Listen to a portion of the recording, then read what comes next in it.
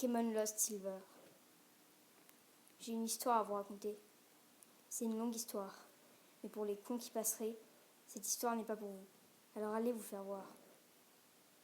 Bon, je suis un simple lycéen, vivant seul dans un appart. Je me réjouissais de la sortie prochaine de Pokémon Heart Gold et Soul Silver aux US. Je m'étais bloqué de tous médias, genre le net ou la télé, à cause de l'école.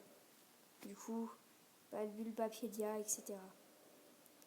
Étant donc un obsédé du boulot et un clodo, j'ai pas pu m'acheter Soul Silver en temps voulu, lors de la sortie.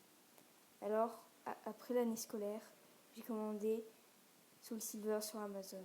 J'aime pas le piratage de jeux. Mais ça va prendre une semaine pour arriver. Pour passer le temps, je rejoue à Pokémon Crystal sur ma Game Boy. Cependant, j'ai réalisé que ma mère l'avait jeté il y a longtemps, parce que la pile de sauvegarde était morte. J'en étais assez en colère d'ailleurs. Elle avait jeté aussi ma vieille cartouche de Silver, ce qui fait qu'il ne me restait plus que ma Game Boy. Je suis allée à GameStop et j'ai acheté le seul jeu Pokémon d'occasion qui est resté. Une version Silver à 10 €.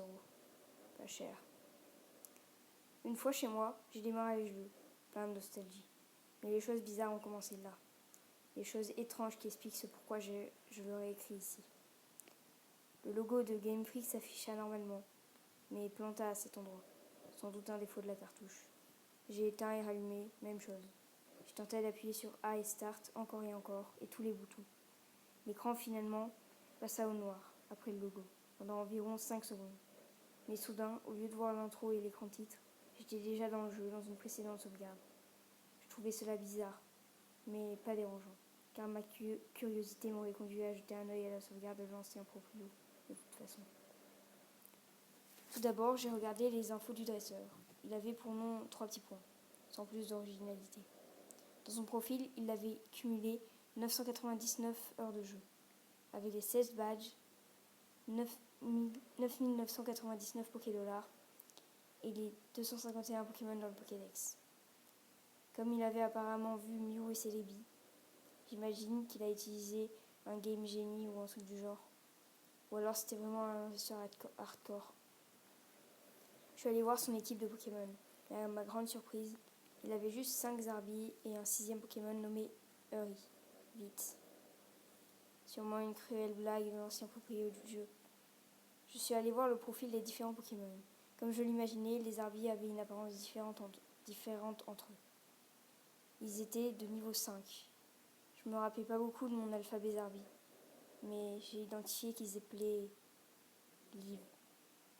Par. Le 6e Pokémon était un Hérissandre. On pouvait le voir comme maintenant. Les Pokémon n'avaient pas encore d'icône individuelle. Il semblait normal, mais n'était que de niveau 5 lui aussi. Il n'avait plus que 1 HP et 2 attaques, gros yeux et flash. Je ne sais pas pourquoi il s'appelait Uri, mais à ce moment, peu m'importer. Ce qui m'intriguait le plus, c'est qu'aucun des Pokémon ne faisait leur cri habituel lors de la sélection.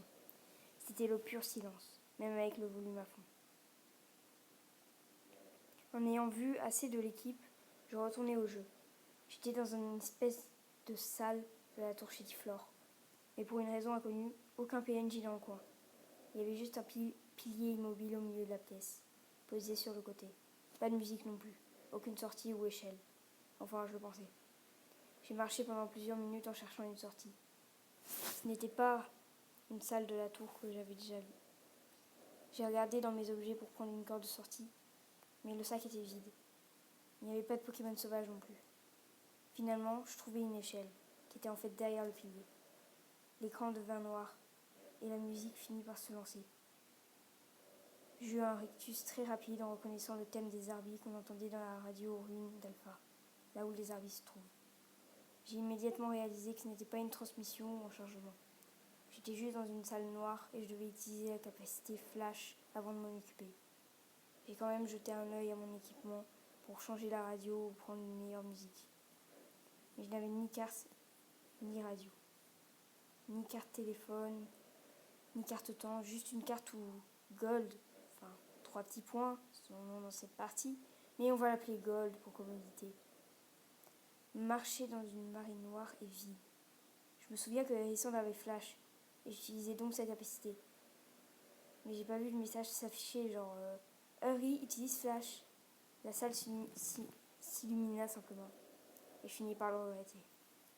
La salle était de couleur rouge, rouge sang, et ronde, avec un couloir vers le sud.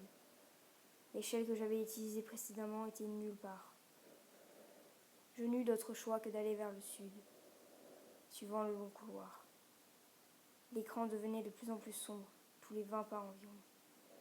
Je finis par arriver à une impasse avec un simple panneau qui disait « Turn back now ». Faites demi-tour maintenant. Et ça me demandait de choisir entre oui et non, mais pas de question demandée.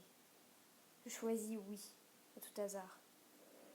L'écran tourne au noir et le bruit de l'échelle se fait entendre. La musique des arbres s'arrête et se fait remplacer par la musique, morbide, de la pokéflûte à la radio. J'étais dans une autre salle noire. Je gardais mon souffle et utilisais Flash une fois de plus. Soudain, ça dit Harry est KO. Ce qui était bizarre car il n'avait aucun statut, genre poison ou autre. Qui aurait pu l'amener à ça? Et on n'était pas non plus en plein combat. J'ai regardé mon équipe Pokémon et remarqué que Harry avait disparu. Après recherche, aucun de mes Pokémon précédents n'était là. Ils avaient tous été remplacés par des Zarbi de niveau 10. Je les regardais comme les précédents pour voir s'il y avait un message. Ils appelaient « He died », il est mort. Après cet échange morbide, la salle se montra enfin. C'était une petite salle de 4 carrés. Les murs étaient de briques grises et le sol noir, comme si j'étais dans un creux du jeu. À l'extérieur de la salle, il y avait des tombes, comme dans Pokémon rouge et bleu. Je parcourais la salle en appuyant sur A, mais rien ne se passait. J'en ai conclu que c'était une cartouche hackée qu'un fou sadique a vendue à GameStop. Mais ma curiosité me reprit. J'étais donc allé voir le profil de 3 petits points et remarqua que le sprite de Gold n'avait plus de bras. Son expression était moins sûre de lui aussi. Plutôt triste et vide, d'une manière indescriptible. Il avait aussi 24 badges à présent. Chose clairement impossible. Après quelques minutes à tourner en rond dans cette salle creuse, le dresseur fit soudainement l'animation de la corde de sortie. Mais au lieu de monter comme il devait, il descendit vers le bas, comme s'il creusait au sol. À cet écran, la musique de la Pokéflux s'arrêta. Le sprite de Gold était différent.